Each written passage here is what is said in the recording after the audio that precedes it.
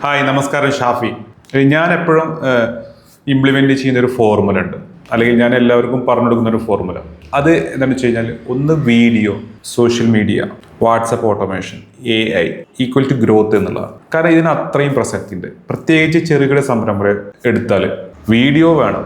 നമ്മുടെ കാര്യത്തെക്കുറിച്ച് നമ്മൾ പറയണം, പ്രൊഡക്റ്റിനെ കുറിച്ചും സർവീസിനെ കുറിച്ചും ബിസിനസ്സിനെ കുറിച്ചും സ്റ്റോറി രൂപത്തിൽ, ടെസ്റ്റിമോണിയൽ, അത് ഇത് കുറേ കാര്യങ്ങൾ നമുക്ക് ചെയ്യാൻ പറ്റും. കണ്ടന്റ് ഇതിനെന്നും പ്രസക്തിയുണ്ട്.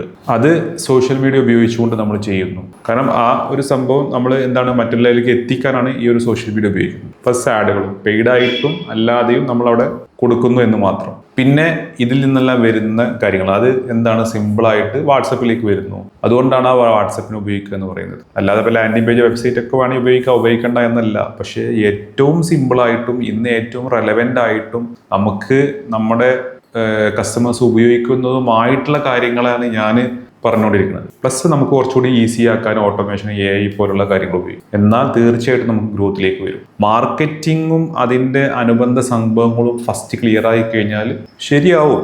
അപ്പോൾ ഈ ഫോർമുല നിങ്ങൾ മനസ്സിലാക്കുക. ഞാൻ ഞാൻ എപ്പോഴും പറയുന്ന കാര്യം ഇതാണ്, ഞാൻ പറഞ്ഞു കൊടുക്കുന്ന കാര്യം ഇതാണ്, ഞാൻ ചെയ്യുന്ന കാര്യം ഇതാണ്. നിങ്ങൾക്കും ചെയ്യാം, നിങ്ങൾക്കും അത് നടപ്പിലാക്കാം. അപ്പോൾ ഒരിക്കലും മടിച്ചു നിൽക്കണ്ട, വേഗം ചെയ്തോ. ഇത് നിങ്ങൾക്ക് എങ്ങനെയായാലും ഉപകാരപ്പെടും. Thank you so much.